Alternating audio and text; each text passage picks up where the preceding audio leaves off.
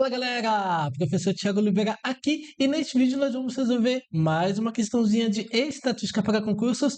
Hoje falaremos sobre distribuição normal padronizada. E para isso vamos utilizar essa questão elaborada pela Banca Fundação Getúlio Vargas, que foi cobrado agora no ano de 2025. Vamos então para o enunciado. Se x é uma variável aleatória com média 100 e variância 100, então a seguinte variável tem distribuição de probabilidades com média zero e variância 1. Questãozinha PQP, né? Vamos lá, pessoal. Qual é a missão de vocês? Tentar resolver antes do professor. Para isso, dê um pause. Eu vou trazer a resposta em 3, 2, 1. O gabarito dessa questão é a alternativa. Opa, como eu sempre falo, antes de trazer o gabarito, se inscreva e dá um like aí no vídeo, que ajuda a gente a fortalecer o canal. E com isso, o quê? Está nos incentivando a cada vez mais trazer conteúdos aí para vocês. O gabarito, então, dessa questãozinha aqui é a alternativa E. Pessoal, é o seguinte, apesar de ser uma questão PQP, por que eu falo questão PQP, professor? Por que você fala questão PQP? Pelo seguinte, porque ela não fala exatamente o que ela quer. Ela traz o enunciado e depois joga as respostas, né? As alternativas que a gente julgar correta, né? Então eu acho que fica muito literalmente jogado. Mas vamos prestar atenção, vamos dar mais uma lida aqui nessa questãozinha aqui. Ele fala que x é uma variável aleatória com média 100 e variância 100, ok? Então, a seguinte variável tem distribuição de probabilidades com... Opa! Distribuição de probabilidade, perfeito, então a gente sabe que se trata de uma distribuição de probabilidade. Agora, qual distribuição?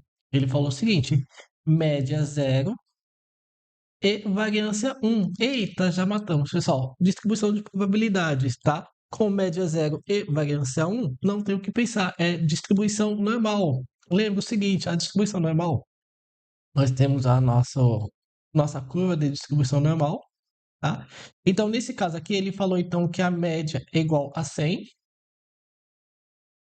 E o desvio padrão, ele não passou, pessoal, mas ele passou a nossa variância. Então, o desvio padrão é a raiz quadrada dessa variância, tá? Então, nosso desvio padrão vai ser igual à raiz quadrada de 100.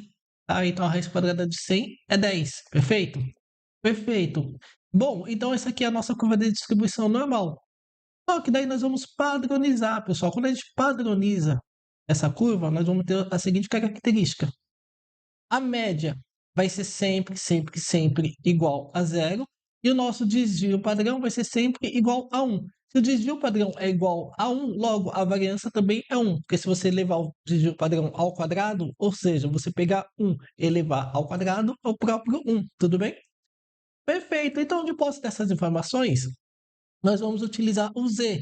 Como eu, professor, costumo chamar o seguinte, tá? Eu falo Z da seguinte maneira. Eu falo média daquilo que a gente quer, tá? Média ou valor daquilo que a gente quer, menos a média populacional, dividido então pelo nosso desvio padrão. Tudo bem? Então o Z vai ficar o seguinte, vamos lá. Média daquilo que a gente quer, menos a média populacional. A média populacional já foi informada aqui, ó. A média populacional é igual a 100. Dividido então pelo nosso desvio padrão. Ele não passou o desvio padrão, ele passou a raiz quadrada. Ele passou a variância. O desvio padrão é a raiz quadrada da variância. Então, a raiz quadrada de 100. Então, basicamente, nós vamos ficar com média daquilo que a gente quer, né? Ou média amostral, como que o pessoal costuma chamar, menos 100, dividido, então, a raiz quadrada de 100 é igual a 10, tá? Então, é isso aqui que vocês estão vendo. Desculpa, esse Z é o que está sendo expresso aqui na alternativa E. Então, portanto, sem muito o que questionar, gabarito dessa questão, mais uma vez, letra E.